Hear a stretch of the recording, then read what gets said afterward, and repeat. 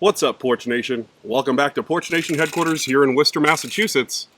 If you don't cut it out, I swear to God, I'm going to turn this car around right now. Don't test me.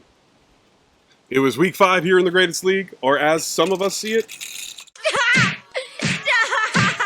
He's already dead. Week 5 was another hybrid week, with East and West playing in-division rivals, while the others try to keep it civil in North versus South Part 2. We also saw our overall win-loss zeros reduced to just 1, and as we inch ever closer to the halfway point of our regular season, we're starting to see some separation in the standings. But we got plenty of season left for anyone to punch a ticket to the playoffs.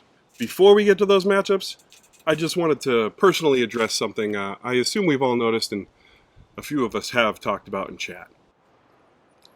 So, the Patriots have started off slow. Look, I certainly didn't expect it to go this way, and trust me, it's not for lack of trying. Listen, sometimes you think you're putting together a great team and it just doesn't go. You know, like, sometimes you might even think you're drafting the best group yet. This is the Patriots, don't forget. Sometimes you grab a bunch of big names, players people have actually heard of, and sometimes you actually think, this is it. This is going to be the one. And yet you still find yourself 0-5. 1-4. The Patriots are 1-4. And you're left to pick up the pieces and figure out how to stop the bleeding. I mean, come on. Someone projecting a decent week turns in a 0 for me every week, starting with that Kansas City guy. I mean, yeah, Patriots, Juju Smith, he came from Kansas. That's what I meant. Good save. Anyway, who knows? Maybe it'll turn around. We've got plenty of season left, and this was about the Patriots and no one else.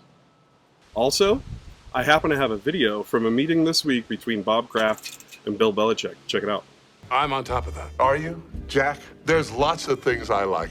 Fishing, marches by John Philip Sousa, telephones that look like footballs, but there's one thing I don't like, losing money.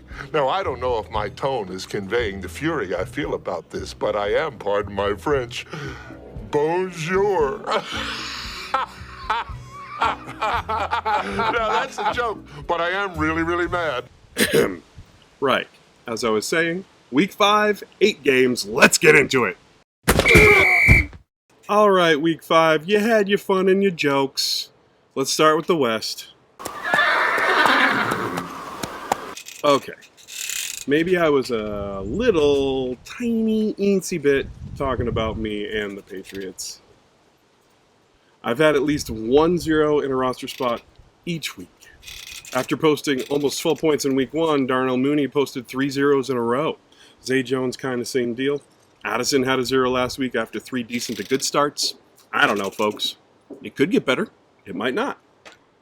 At least I was able to break 100 points this week for the first time this season. Audible shrug.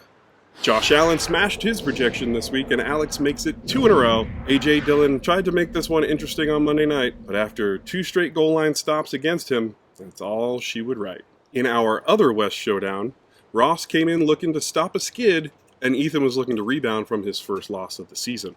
Ross was projected to win this one by a handful of points, but injuries and underwhelming performances had other ideas. Ross started this year on a tear, winning the first 2, then losing week 3 by a narrow margin, and losing last week despite posting the 4th highest score of the week. Ethan gets back to winning with this one, and is starting to see some separation in the division standings. Let's check in on the East Division. In our first matchup, Dylan came in looking to get above 500 for the first time since week 1, and Jeff was looking to stop the losses from stacking. Well, Jeff did see great play from the bottom third in Tua, and Dylan threw a wet napkin he found in Skinner's trash in at QB, but Dylan still manages to win this one by about 10. The other East head-to-head featured a 3-1 Pete taking on a 3-1 Josh Marshall. Well, Pete's back with Lamar. That's Lamar with a capital L. Dunk! Josh snags this one by 10 and 5/100ths of a point, but he's got a tougher road ahead now that Justin Jefferson is headed to the IR. All right, let's head out to the frontier for our North versus South Showdown Part 2. We'll start with D and Andy. Andy came into this one on a 2-game winning streak. D took down our defending champion before losing to Steve last week and is trying to get back on the winning side. Well, this one was no half-point victory for Andy. He put up this week's 3rd highest score, and although D would have beat 6 other teams, she didn't beat the one she faced. That'll get you. Speaking of our defending champion, Skinner took on Joe this week. Joe has been seeing some struggles this season and came into this one on a 2-game losing streak. Skinner laughed at God and started Russell Wilson this week. Well, Skinner got blood from that stone and squeezed an above-projection performance out of the now controversial QB. Joe beat his projection, but took a 3rd L in a row.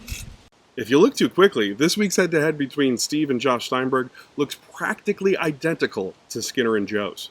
Steve came into this one recovering from his loss 2 weeks ago, and Josh has lost 2 in a row. Despite great play from Sam Howell and exceeding his projection, Steve keeps rolling to win 2 in a row, and Josh has now lost 3 in a row.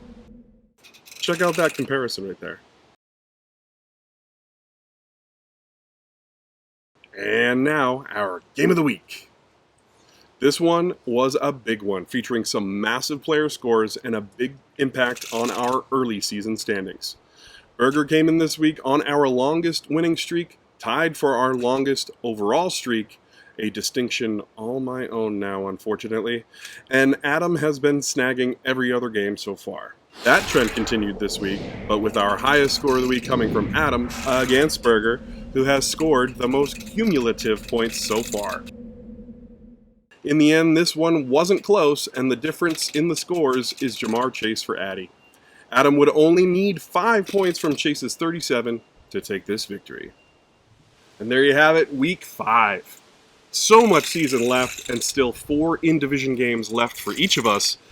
All it takes is a division win to punch a ticket to the playoffs, and no one is mathematically eliminated from winning their own division. So keep grinding, folks. We've got East versus West Part 3 coming up this week, and North and South divisions play their final in-division opponents they have yet to play. So an important week and some big games happening right now. Personally, I just hope I come out of Week 6 tied for the shortest streak in the league, but time will tell. And until then, keep thriving, Porch Nation. We did it, Bob. It's over. Bloop.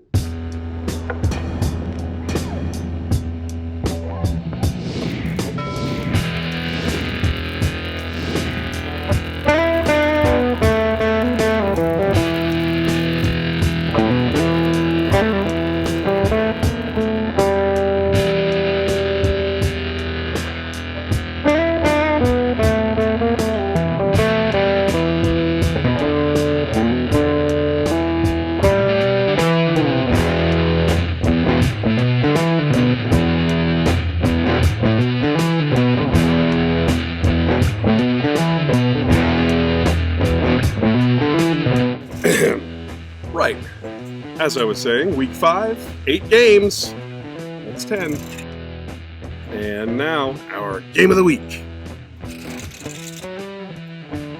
And now, and now, and now, and now, and now.